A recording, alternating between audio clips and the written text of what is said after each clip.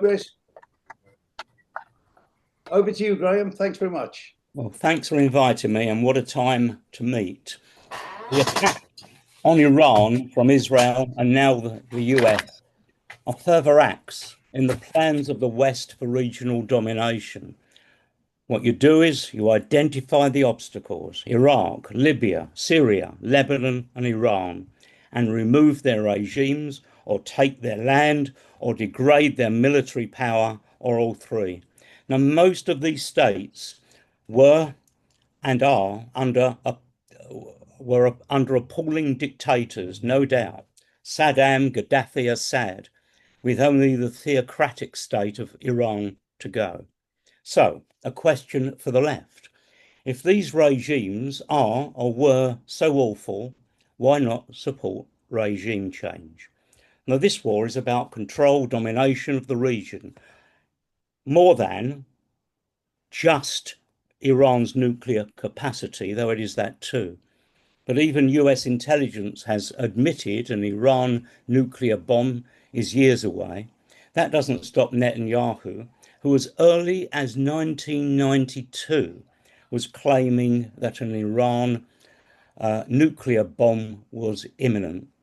Israel, supplied to the hilt by the US, have infinitely more advanced and sophisticated weaponry than Iran, capable of inflicting major damage to Iran's nuclear capacity, but it cannot destroy it. That nuclear capacity, I should say, whether intended for military or civilian purposes. It is the US that has the only weapon that could possibly destroy Iran's nuclear capability, though even that is questionable. But Israeli bombs, even US bombs alone, cannot defeat Iran, nor overthrow the regime. After all, look at Israel. After nearly 2 years, Israel cannot even defeat Hamas in Gaza. Now, I advise people to look at various commentators from various angles and look at American professor John Mearsheimer. You should Google him and watch his interviews. He argues that Israel was losing the war with Iran and looking to Trump to pull the chestnuts out of the fire, totally contrary to reports in the Western media. And that even with the US on board, none of Israel's war aims could be met by airstrikes alone. Add to that the growing crisis in the Israeli economy, the loss of tourism, the exodus of part of its population out of Israel, now the bombing of Haifa and Tel Aviv. And two, recent reports in the Wall Street Journal that Israel is militarily in trouble and beginning to run out of missiles, hence the urgency of that US support. For Israel and the US to defeat the Iranian regime, it could mean a ground war, boots on the ground, and thousands of Israeli casualties. Israel is up against a country with a population of 90 million. Put it in context, 10 times that of Israel, covering an area 75 times larger than Israel.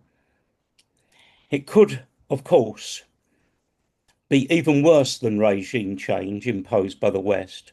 This could even lead to the breakup of Iran into separate parts, balkanization, with the West having the profitable bits of oil reserves. So Israel can only achieve victory with US support, even to just eliminate Iran's nuclear capacity. And even then, just US air support with bombings can only go so far. To be sure of overturning the regime and not just degrading their nuclear capacity, it could even mean US boots on the ground, US soldiers in Iran. The US has now joined the Israeli effort at a low physical risk to pilots. By bombing the nuclear plants, they will try to break the back of the regime, and they hope to stand back to watch Iranians themselves rise against their oppressive regime. Well, that's what they hope. But even Iranian opposition figures tortured by the regime now speak out, in effect saying, we're against this attack. Our country is under assault. These people who hate the mullahs, but right now they see the immediate enemy is Israel and the US. Alternatively, I suppose the US could try to rely on Iran's Ayatollah, who is on Israel and Trump's assassination list, to realize that the long-term survival of his regime may depend on it not pursuing the development of nuclear weapons, if indeed that was his intention in the first place. But that would scupper immediate prospects of regime change. Look, it's difficult to work out Trump's intentions, often saying opposite things at the same time. It's difficult to analyse the irrational. But at this stage, US boots on the ground in Iran seems extremely unlikely. Any US military involvement would mean, indeed already means, a major struggle with Trump's own isolationist base. And with US involvement in a ground war, the return of American soldiers in body bags would carry an enormous political risk for Trump. Note Steve Bannon, for example, Trump's former far-right political strategist. He has warned that allowing the, quote, deep state to drive the US into a war with Iran would blow up the coalition of Trump supporters. So nuclear sites in Iran have suffered significant damage, and key military personnel in Iran's Revolutionary Guard, as well as nuclear scientists, negotiators, and many others killed by the Israeli military, or I should say assassinated. Now, let me quote another person, Owen Jones, someone I still don't fully trust, but who has had a good war and since October 7th has sometimes brilliantly called out Israel's genocide for what it is. He has written, Iran is the principal source of regional and instability and terror, declares the G7 statement, even though Donald Trump's intelligence chief testified 3 months ago that the US intelligence community continues to assess that Iran is not building a nuclear weapon, even though it's Israel that actually possesses nuclear weapons while refusing to sign the Nuclear Non-Proliferation Treaty and refusing International Atomic Energy Agency inspections, even though, as progress was being made in nuclear talks between Iran and the US, Israel targeted Iran's chief negotiator and proceeded to exterminate scientists, including their families, alongside countless other civilians, including children, an athlete, a teacher, a Pilates instructor. And even though Israel's leader is subject to an arrest warrant, accused of war crimes and crimes against humanity. And even though Israel has erased Gaza in a genocidal frenzy and subjected the illegally occupied and colonized West Bank to an escalating pogrom, attacked South Lebanon and Beirut, and invaded and occupied Syria, no country in the Middle East is as great a source of regional instability and terror as Israel. It's not even close. End quotes. But even this to Israel comes at a high price even if they succeed. Not only pariah status among the people of the world, though rarely their governments, and a number of Israelis killed, and Iran's retaliatory attacks have resulted in the displacement of more than 8,000 Israelis and severe blows to its economy, of which more later. It's plausibly argued that Netanyahu has played Trump, tying him up in knots. There is another possible angle that Trump is using Israel too, tacitly supporting the initial attack on Iran and using the threat of US involvement, which has now materialized, to pressurize Iran into a deal. We cannot be entirely sure because, as I say, we're trying to analyze the irrational. The West's attack on Iran also comes as a distraction to the ongoing genocide in Gaza and the continued ethnic cleansing and expansion in the West Bank. This is the first live streamed genocide in history. No one in Israel could argue that they didn't know unless they deliberately looked away. The stakes are huge. Heads in Israel and in the US have been turned by their success in neutralizing Syria. Iran will not be so easy. I mean, look even at Turkey's Erdogan, part of the coalition which overthrew Syria's Assad, but now see his recent statement threatening to intervene. Quotes, if Israel dares to expand this war any further, we will not stand by. Our missile systems are ready. Every option is on the table. This is no longer just a Palestinian issue. This is a matter of justice, sovereignty, and standing against tyranny, he says. Turkey will not allow the Muslim world to be silenced by rockets and blood. Well, fine words. Turkey will be an unreliable ally against the West. None of these were or have been reliable allies for Palestine. Not Iran, not Syria, not Turkey. These corrupt regimes and leaderships need to be overthrown, but by their people. Now, read Michael Roberts' excellent blog on Iran's economic performance over the past 2 decades. It reveals a persistent pattern of decline. According to the World Economic Outlook report published by the IMF in October 2024, Iran's nominal GDP was estimated at approximately $434 billion.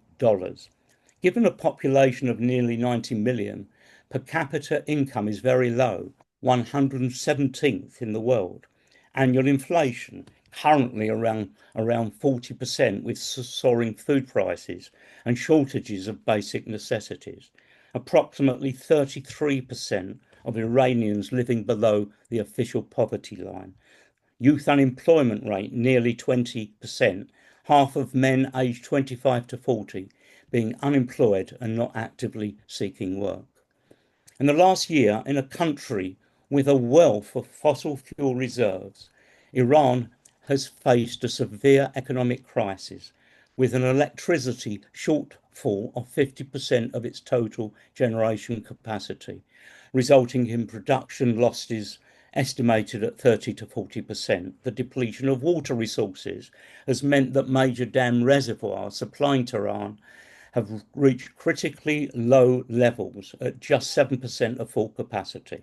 So, Michael asks, how has the Iranian economy been reduced to this in a country with so many natural resources and with a relatively educated workforce? He argues the answer is twofold. First is the result of the failures of successive corrupt regimes, starting with the CIA's 1953 coup against the elected prime minister to install a pro-imperialist dynasty under the Shah, who ruled as absolute monarch for 2 decades, and then the Iranian Revolution, which installed a clerical autocracy supported by a military elite that owns and controls large sections of the country. The second reason, he says, is the unending efforts of the imperialist powers who used to rule the region, determined to weaken and strangle independent economic development, firstly through the coup of 53, and then with massive sanctions on Iran's exports and the blocking of any foreign investment and technology. Using the excuse of the mullah's funding and support for religious guerrilla forces like Hamas and Hezbollah, and for Assad's now overthrown Shia government in Syria, the Western powers have done everything they can to weaken and destroy the living standards of the Iranian people. The loss of income from sanctions is estimated at an accumulated $12 trillion over the last 12 years of sanctions.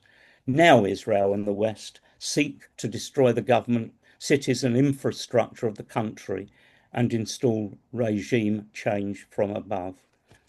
Now, in any conflict between Israel stroke US and these utterly corrupt regimes like Iran and the like, with their limited partial conflict with imperialism, there can be no doubt where we stand. We stand with Iran against Western imperialism and against US and Israeli state terror, the most powerful terrorists in the world. We support Iran against the Israeli US attacks, and we support the people of Iran against the Iranian state. It's like, it's not rocket science, although it actually is, I suppose. Remember Mahsa Amini, a Kurdish Iranian woman killed in Iranian police custody almost 3 years ago. She was murdered after being detained by Iran's morality police for refusing to wear a hijab, for refusing to abide by mandatory hijab laws. This sparked nationwide protests led by young women over several months. Protests, often violently put down. This was a brutal crackdown by the state. Yet unbelievably, this state action was supported by sections of the left in this country, such as, I'm afraid, my good old comrade Chris Williamson, as well as David Miller. Miller called women's equality a Western prejudice and the women's movement as agents of Western imperialism. Now, sorry, comrades, there's going to be a bit of Trotskyese out here, but I find that in difficult conditions, I often use what Trotsky wrote as a compass. So Trotsky explained the correct method of approach getting on for 100 years ago when Chiang Kai-shek was attacked by Japanese imperialism. He supported China under Chiang Kai-shek against imperialism and at the same time supported the working class of China who were being butchered by the regime. Ditto, Stalin's USSR against Nazi Germany.